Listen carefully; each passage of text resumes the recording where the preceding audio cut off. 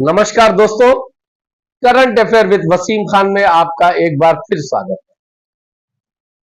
दोस्तों, चुनाव का ये माहौल है। तमाम दर्शकों की ये अपील और ये मैसेज कि चुनावी समीक्षा पर कोई वीडियो नहीं आ रहा है, तो आज पूरे भारत के जो 28 स्टेट है, 29 स्टेट, उन सारे स्टेटों का लेखा जोखा लेकर के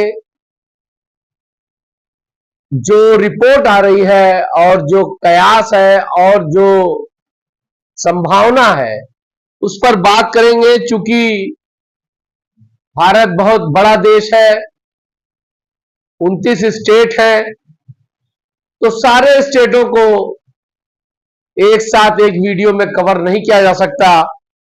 इसलिए आज हम नीचे से शुरू करते हैं। जब आप भारत के नक्शे को देखते हैं तो हम जो पॉइंट है नीचे का, तमिलनाडु का कन्याकुमारी, केरल कन्याकुमारी, इन स्टेटों से मैं आज अपनी समीक्षा लेकर के आपके बीच जो आगामी चुनाव है, इस चुनाव की समीक्षा लेकर के आपके बीच आया हूं और उम्मीद करता हूं और आपसे ये अपील भी करता हूं कि कमेंट करके आप जरूर बताइएगा कि आपको हमारी समीक्षा कैसी लगी और क्या सच्चाई है, सही है या इसमें कुछ त्रुटि है। तो वीडियो शुरू करने से पहले आपसे वही पुराना निवेदन कि अगर आपने हमारे इस channel current affair with Wasim Khan को सब्सक्राइब नहीं किया है तो प्लीज सब्सक्राइब करिएगा। तो आइए बात को जल्दी शुरू करते हैं, क्योंकि 10 स्टेटों को मैंने इसमें लिया है। 10 राज्यों के बारे में कि जो राय आ रही है, जो आकलन है, वो मैं आपके बीच में लेकर के आया हूं। तो आइए दोस्तों शुरू करते हैं। सबसे पहले तमिलनाडु से। तमिलनाडु जो भारत के एकदम निचले छोर पर बसा हुआ स्टेट है। इन तमिलनाडु में कुल 39 सीटें हैं दोस्तों, और एक सीट तमिलनाडु से सटी पांडुचेरी में है, यानी 39 + 1 यानी 40 सीट दोनों स्टेट मिलाकर के। पांडुचेरी एक छोटा स्टेट है, छोटा सीट है, तो वहां पर एक सीट है। तो 39 सीटों की जो रिपोर्ट है, ये हमारी ही नहीं, आपने और भी तमाम चैनलों पे देखा होगा। इसमें 39 में 39 की सारी सीटें इंडिया गठबंधन को जा रही है। बीजेपी वहां पर खाता खोलने में असमर्थ है, लेकिन एक प्लस है बीजेपी के साथ कि बीजेपी का इस बार तमिलनाडु में वोट ऑफ परसेंटेज राइज करेगा, वो बढ़ेगा। सीटें नहीं आएंगी लेकिन वोट बढ़ने जा रहा है तमिलनाडु में। और पांडिचेरी की एक सीट बीजेपी के खाते में जाती हुई दिख रही है दोस्तों। तो इस तरह से 39 में 39 एनडीए को जा रही है और वो एक सीट जो है वो बीजेपी को जा रही है, पांडिचेरी की। इसके बाद आइए बात कर लेते हैं केरल की। केरल की भी जो रिपोर्ट है वो यही है कि जो 20 सीट है, 20 की 20 सीट इंडिया गठबंधन को जा रही है। वहां भी भाजपा का वोट बढ़ रहा है, लेकिन वो सीट में तब्दील नहीं हो रहा है, कोई सीट वहां मिलती दिख नहीं रही है। लिहाजा इन 2 स्टेटों में बीजेपी शून्य है और इंडिया गठबंधन 100% सीटों पर परफॉर्मेंस कर रही है। एक पांडिचेरी की सीट बीजेपी के पास जा रही है। कर्नाटका आइए। कर्नाटका में 28 सीटें हैं दोस्तों, गठबंधन लेकर के 26 सीटों पर बीजेपी का कब्जा था, बीजेपी ने चुनाव जीता था। इस बार कर्नाटका में कांग्रेस पार्टी की सरकार है। वहां वो देवगौड़ा जी के पौत्र का मामला भी है, इसलिए वहां स्थिति बड़ी खराब है बीजेपी की। और 28 सीटों में से बहुत मुश्किल से, पिछली दफा 26 जीते थे, माने 24-23 ये थे, 3 कोई गठबंधन इनका किसी से था। इस बार ये 10 सीटें वहां पर जीत पा रहे हैं। बीजेपी मात्र वहां 10 सीट जीत रही है और कांग्रेस वहां 18 सीटें, जो 5 सीटों पर थी, वो 18 सीटों में तब्दील हो रही है। चौथा राज्य है, चौथा इसलिए पांडिचेरी को भी मैंने जोड़ लिया है, केरल, तमिलनाडु, पांडिचेरी और कर्नाटका। चौथा स्टेट है गोवा। गोवा में 2 सीटें हैं दोस्तों। गोवा में आप और कांग्रेस का अलायंस है। आप पार्टी की वहां जमीन काफी मजबूत है, लेकिन फिर भी जो आकलन आ रहा है उसमें दो में एक सीट भाजपा और एक सीट इंडिया गठबंधन को मिलता हुआ दिखाई दे रही है। फिर आइए जो सबसे बड़ा जो गुजरात मॉडल की बात होती है, तो गुजरात की सीट पर आइए। गुजरात पे 26 सीट है। पिछली दफा 26 में 26 सीट बीजेपी ने जीत लिया था। इस बार एक सीट सूरत की वो निर्विरोध जीत चुके हैं।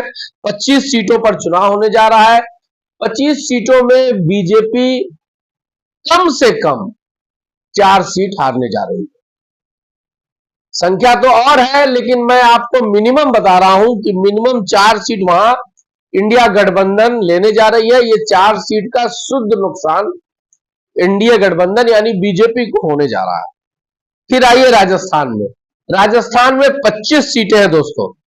25 में 25 सीट 2019 में बीजेपी ने जीता था, लेकिन इस बार आप कोई भी चैनल देख रहे होंगे, कोई भी सर्वे आपने देखा होगा, हर सर्वे में 10 से 12 सीटें बीजेपी हारती दिख रही है।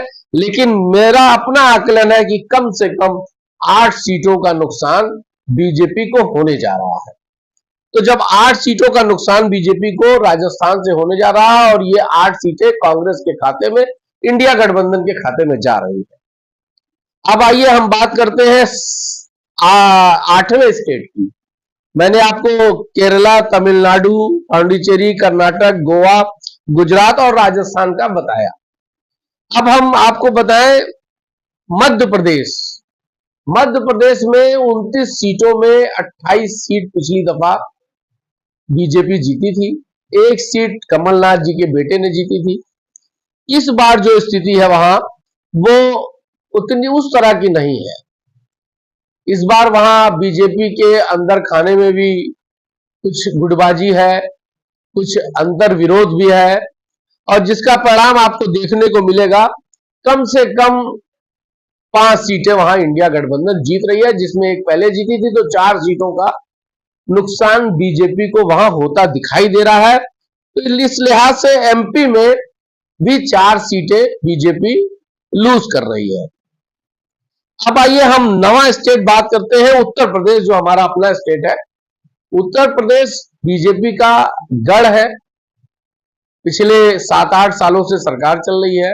मोदी जी भी यही इसी उत्तर प्रदेश से जीत करके जाते हैं, और उत्तर प्रदेश ने कई प्रधानमंत्री दिए हैं, इंदिरा जी हो, राजीव जी हो या मोदी जी हो।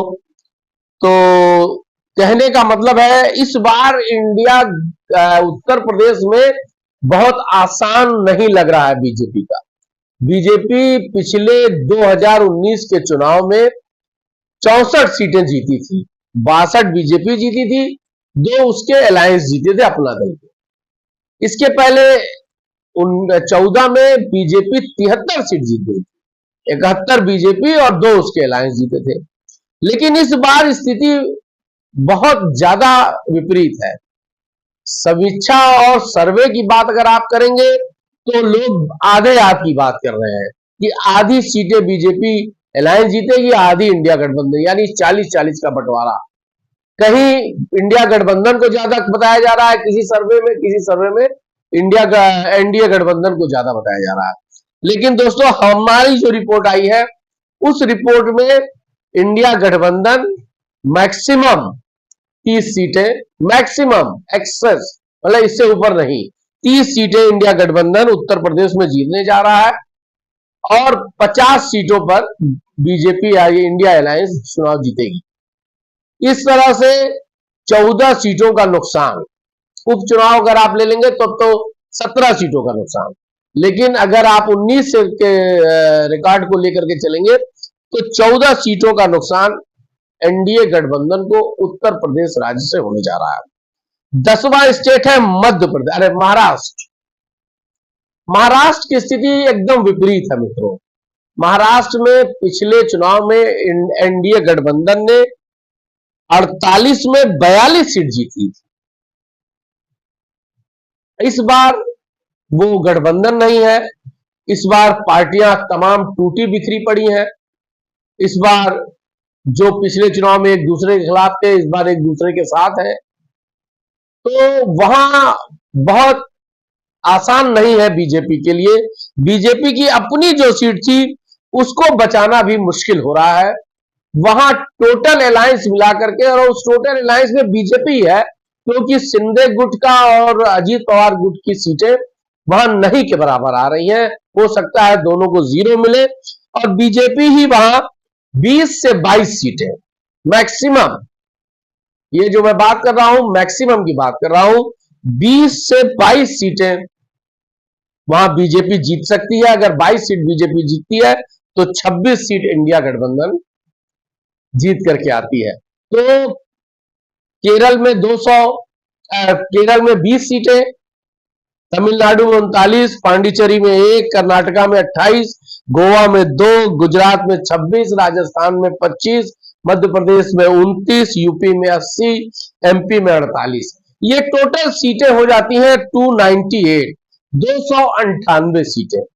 और इस पर जो समीक्षा हमने आपको बताई और जो अलग अलग स्टेटों में अलग अलग लोगों की स्थिति बताई, उनको जब आप जोड़ देंगे तो 151 सीटें इंडिया गठबंधन और 147 सीटें एनडीए गठबंधन। बहुत ही कांटे की बराबरी और कांटे की लड़ाई इन 10 स्टेटों में मैंने आपको बताई। और इन 10 स्टेटों में जो कांग्रेस का प्लस आप कह सकते हैं कि उनका जो बहुत मजबूत गढ़ साउथ है वो इसमें आ गया है। अभी हिंदी स्टेट बहुत बाकी है, जैसे छत्तीसगढ़ है, आंध्रा है, उड़ीसा है, और बंगाल है, बिहार है। इस पर मैं अगले वीडियो में पार्ट 2 जल्द ही आपको इस पर लेकर के आऊंगा। इन 10 स्टेटों की हमारी समीक्षा यह है कि 298 की टोटल सीटों पर मैंने आपको समीक्षा करके बताई है। 151 सीटें इंडिया गठबंधन को जा रही है और 147 सीटें एनडीए गठबंधन इसमें पाने जा रहा है। अगला इसके बाद आपको फिर बाकी पूरे जो 19 राज्य बचे जो छोटे छोटे हैं उनकी समीक्षा लेकर के जल्द ही आपके सामने हाजिर होगा। तब तक के लिए जय हिंद।